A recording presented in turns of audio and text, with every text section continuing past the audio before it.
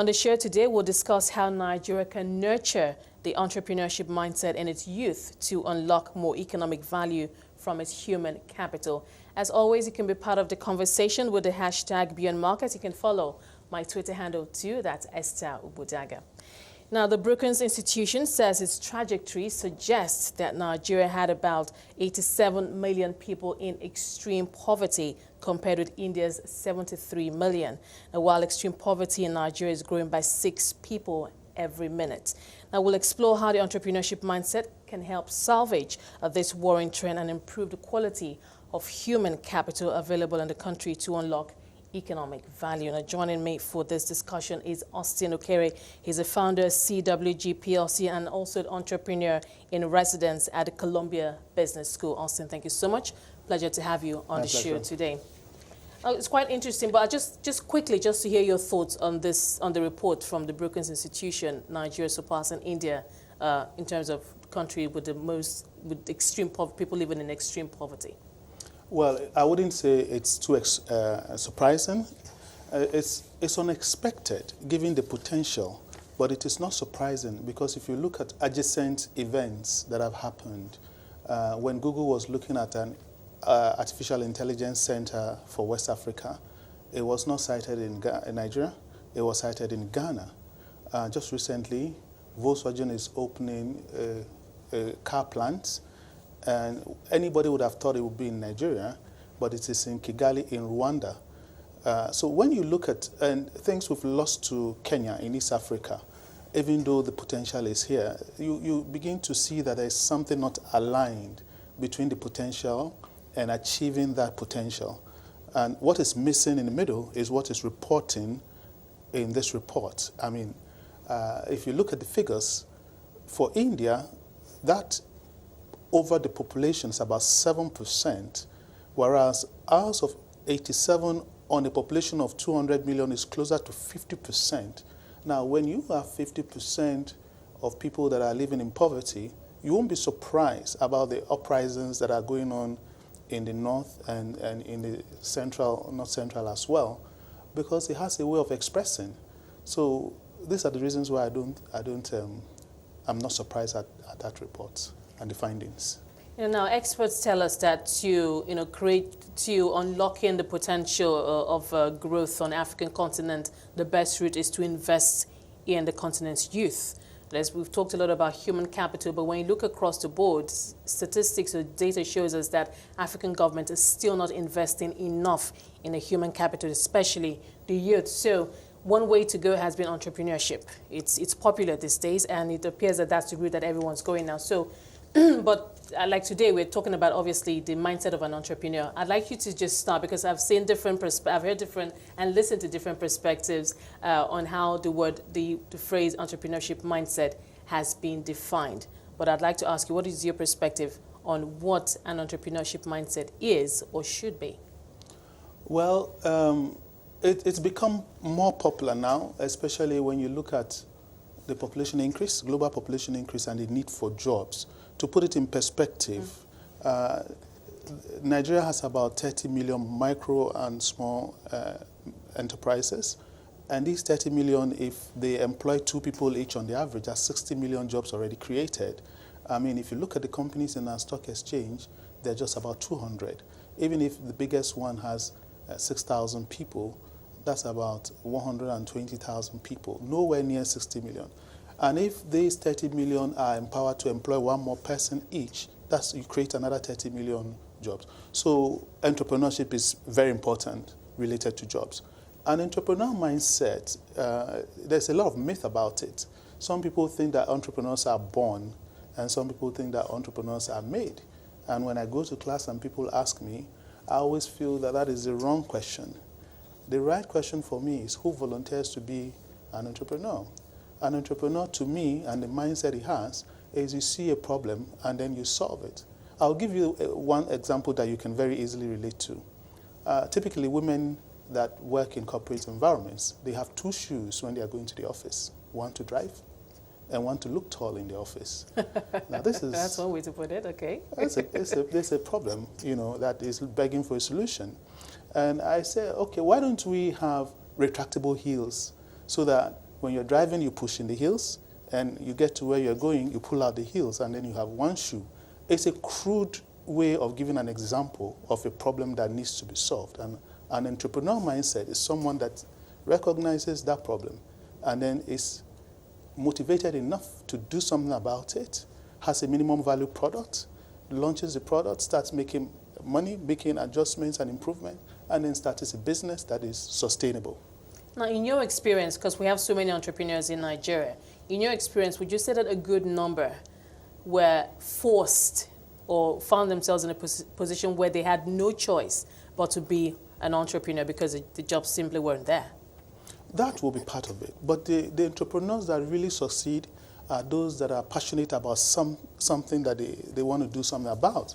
I just met a lady that I was chatting to when I was waiting to come in, and she is doing something in the elderly caregiver space, which is totally absent. I mean, if you have an aged mother or dad and you're working and your husband is working, who takes care of them? So she does in-home taking care of the elderly, which is a calling that she's passionate about. And she's followed it up to now create that business, and maybe many more people will go into it. So entrepreneurs are typically people that don't go the beaten path. They rather go where there is no path and chart a trail for other people to follow. Now, you run a leadership academy, the Ausso Leadership Academy, where I assume these are some of the things that you teach. Tell us about that and how you're helping to drive home that point on having the importance or significance of having an entrepreneurship mindset. I think the big thing about our environment is a lack of mentorship. There are so many training institutes, so many so-called master classes, but everyone is reading textbooks and then telling people the definitions of things they've read. What they need really is a mentorship regime which has made Silicon Valley what it is. There is a very strong, deliberate mentorship culture in Silicon Valley, which is absent here. So the Ausso Leadership Academy came in to mentor entrepreneurs, to institutionalize and scale their businesses geometrically. The whole idea is that if we mentor entrepreneurs and their businesses succeed, they will optimize the jobs they create, and this will enable shared prosperity, which will take crime down, all these insurgencies down. And what we then said we're going to do different from a typical business school was that people come there with their own business idea or their businesses that they are running as the case study. And in the first week, they are going to define their purpose and their vision and their values. In the second week, they are going to then look at the business model and ask, what is the value proposition? What is my customer segment? What are the key activities that I need to do? What are the key resources? How much they cost? What kind of partners? So it's very clear that when they're going away, they're going to go out with a business playbook for their own business that they're going to execute on. And we bring a lot of people that are champions of business to share their life experience so that they are going away thinking, this is Oscar, or this is Okeanelama, or this is Ike, and this is what he did, I could do that. Now, in business schools, you talk about people that you can relate to, Bill Gates, and so they feel that it's just the academic part and just the certificate to get a better job. But a mentorship program is to come and say, this is my business idea. You get your cohorts, that's your classmates, to criticize and make it harder, harden the business plan so that when you go to execute it, there's every chance of success. Okay, so if I understand you correctly, part of what you're saying is that basically an entrepreneurship mindset isn't necessarily an innate ability and is something that can and perhaps should be learned. I mean, going to an academy, for instance, having a mentorship program. And you're very correct, because sometimes talent is overrated. Innate means talent. According to Einstein, it's 1% talent and 99% hard work. You know, so whether you are born with it, not born with it, your dad is an entrepreneur, not, it's not as material as yourself deciding that this is a passion that I have and this is a problem in that passion zone and I want to go and solve that problem. Africa's history is not properly recorded. So you find people like Chinua Achebe and Chimamanda Adichie that come with a way of recording our history in prose form. And that itself is a passion that then gives them that kind of recognition. But it's not that there wasn't that need. It's just that they found that need and they had a passion to follow it to create that industry. Now, what I hear sometimes, and I've heard it, over time, is, some people cannot succeed as entrepreneurs or businessmen or women because they don't have business, that phrase business acumen, as it were. But, you see some people, and, when it comes to numbers, because I know that's one problem many SMEs, small business owners have around bookkeeping, they're not able to quite, get the numbers right. But in terms of being a visionary, they have the concept in mind. They have the concept in mind, but they're not good with the books and all of that. But you can tell that, there's something there, as it were. And you are very correct. You hit the nail on the head again. There is a big gap between the founder class, which are the people with the vision, and the people that should be aligned with them in executing that vision. There's a big gap in leadership there. And that is that leadership gap that we need to fill. And that's why the Ausso leadership is helping to fill that leadership gap. The numbers are one thing, because now you have a lot of outsourcing of your accounting to smaller firms that don't charge you much, or you even have software that can help you to do that accounting. The big thing that makes businesses fold up, lack of governance and lack of ethics, lack of institutionalization, no succession plan. And I'm not saying succession plan where the owner should quit and somebody should take over. No. Succession plan about people that are key man in the business that when they leave can have an impact, but there is no plan to groom somebody side by side with them so that when one leaves, one is taking that slack. The biggest for me is governance. A business where you are not very clear where the business starts and stops and where your own finances start and stop. A business where you are not clear what a worker earns or what constitutes a reason for promotion. You just look at people and you like them, or they've done a favor to your wife and then you reward them in the business, and it's not very clear. A business must have governance, which means that whatever we're doing should tie to the vision and we should be all aligned. I've seen a lot of people on what we call man o' war, pulling the tug. Women that are aligned will take down men that are not aligned any day in tug of war. Why?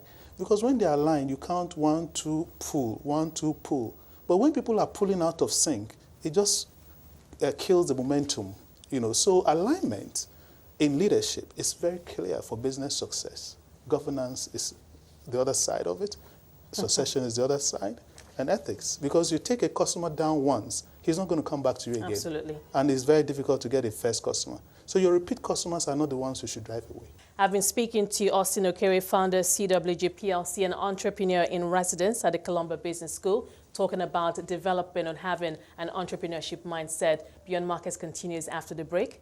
Welcome back to Beyond Markets. Still with me in the studio is Austin Okere, founder, CWG PLC, and entrepreneur in residence at the Columbia Business School. We're continuing our discussion on the entrepreneurship mindset. Austin, thank you so much for your time so far. We're talking, we know that we have millions of SMEs out there, many of them operating in isolation. They don't have access to the typical, challenges, finance. But this time, I'm even more interested in the kind of support that would help them to move the key in their business, move the needle rather, going from point A to point B, where they begin to either hire more people or become a little more sophisticated in their business processes, where they're not just that typical 2 personnel, 3 staff company that don't have their books right, owing customers, just have so many things running wrong at the same time. Because I'm thinking, if we're going to get our youths to become very good entrepreneurs, sophisticated in line with global best practices, as it were, we need to actually do more. And obviously, academies like such as yours are helping to close that gap. But obviously, we need more. We do need more, but we need to make the best use of what we have. Our measure of success at the Ausso Leadership Academy is to mentor at least 200 entrepreneurs in a year. And the whole plan is to have them come in batches of 40, and we're going to do 5 in a year. I think that the issue of operating in isolation is still a lack of mentorship, because someone has a brilliant idea. He's a visionary. Remember, he's not an operations person. But the typical partnership that works is that entrepreneur has a visionary idea, a technology person, because today a lot of the delivery channels are through technology. A lot of the supply chain systems are through technology. and then maybe someone that is good with finance. So these three people are typically a good set to come together to form a company. Many private equity companies will back people when they have these three in there, because then you have some kind of equilibrium. Having said that, they also need to be empowered with networking. And that co-network, you'll be surprised, these 40 people will bring in each class, how much business they do amongst themselves and how much they depend among themselves on things that they will need to succeed. So someone is doing, for instance, new media marketing, putting your brand out there. He's in the class. And you are trying to be seen. So they get together and then they give business to each other. And not just the money they're making, but supporting the business to have roots. I remember when the Minister of Industries, Trade and Investment, Dr. K. Enalama, came to the academy to share his experience. He immediately opened a corridor and he says, well, this is a medium that allows people that have made it, respectable people of virtue that want to give back, to come and share their experience. I would like to take feedback from this medium on how we can make the environment more business friendly. And he shared the experiences of what he's been doing, and especially on the economic growth and recovery plan. So there was a meeting of the nexus between government and business, and a lot of people have taken advantage of that. They're doing a lot of things in BOI that can help entrepreneurs to scale, but they need access to those things. They need to know about them. And what an academy like ours does, the Ausso Leadership Academy, is to make sure that that co-inspired networking happens, and then the cross-pollination to the mentors also happen. The mentors are worried when people come to them individually because they don't know what they're coming for. Some are coming to ask for money. But with a platform like ours, they come and share and pour out from within themselves, and they are willing to take more mentees because they know that they have been profiled. So this whole aspect of standing by yourself, there's also the structure of business that you need to inculcate into that business. And that structure of business has got to do with the governance, it's got to do with the ethics, it's got to do with the financing, the finance and funding, and human resources, because business is about people. Big part of the course is what we call high performance teams. Because if the teams are not high performing, then the business itself is not high performing. You have an I person, he came in with a qualification, he's not done any improvement. You have a T person, he came in one qualification, he's learned one more, so it's two. But the best is the H people. They've come in with one, they learn the deep one, and they have another one on the periphery, so that they can do three things. But someone needs to tell them that you can do it. Are there, because many times when I look at the Nigerian population, especially the youth population, I also remember China, how China with a remarkable model was able to bring millions of people. And obviously it got to a point where China had to look inwards and realize that, look, we can benefit from this huge population. And then, of course, in the space of 20, 30 years, we're able to bring several millions of people out of poverty. And it was all around entrepreneurship, small businesses. So I'm thinking, what leaf examples can we take away? Because we have this huge engine of growth, that's the SMEs. Many of them today, regardless of all that's been done, the support from banks, academies, etc., are still not able to scale when it comes right down to, the nitty-gritty of it. They cannot scale. We're still year to year battling with issues of credits and, other processes, etc. So I'm just thinking, are there examples that we can take a leaf from that will help us perhaps leapfrog? I don't know. If we can do that. Leapfrog is the word. What we need to do to get out of this situation is really leapfrog, not incremental increases. Leapfrogging. What China did really was human capital development, local manufacture, and obviously also being the world's manufacturing plant. Means they have cheap labor, they have the machinery. Anybody wants to manufacture anything in Nigeria, they'll go to China to manufacture it, and then making themselves into that block. The Indians then use software. What the Arab Spring did, it started in Tunisia. And in Tunisia, what they've done now is been very specific about human capital development. So people know, people they're spending money on that. The first thing they did. The second thing is to bring more women empowerment so that the other half of the population joins in the economic activity that increases the whole economic force. The third thing they did was tourism. Because tourism is one way that you can very quickly give business to people at the bottom of the pyramid. Very basic skill, low skills, hotels and so on, drivers to drive people from the airport. The good thing about that is a double whammy, because people are coming with their own forex to spend in the country. So money is coming in, forex is coming in. It also gives the country a very good brand outside when people come for tourism.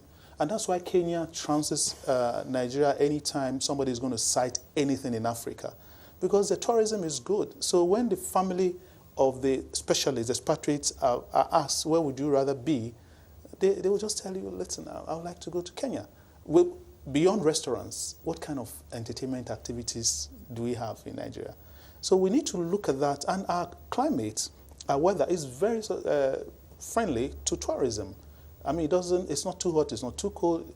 In Dubai, where people go and have holidays, sometimes it's over 40 degrees centigrade. We never get to 40 degrees centigrade.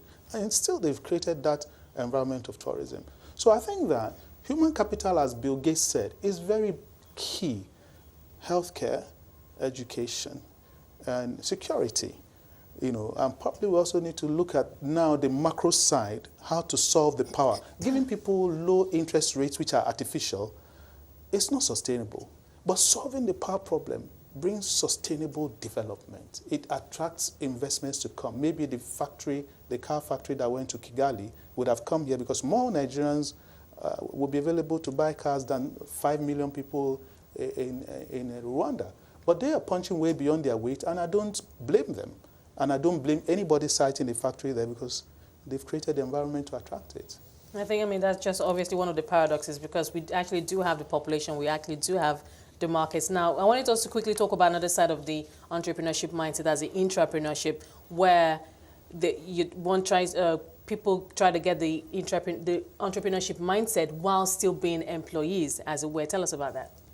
I think for me they are equally important, because yes, entrepreneurs are smaller companies, maybe 50 people, maximum 100. But big corporates tend to have thousands, maybe 3,000, 5,000, 6,000.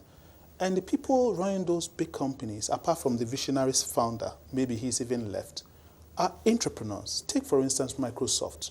Satya Nadella did not start Microsoft, but he's taking it to great heights. He's a great entrepreneur. Same with Jack Wenner of LinkedIn. And these are people that need to have an entrepreneurial mindset. They are entrepreneurs, but they don't want to go out and start on their own.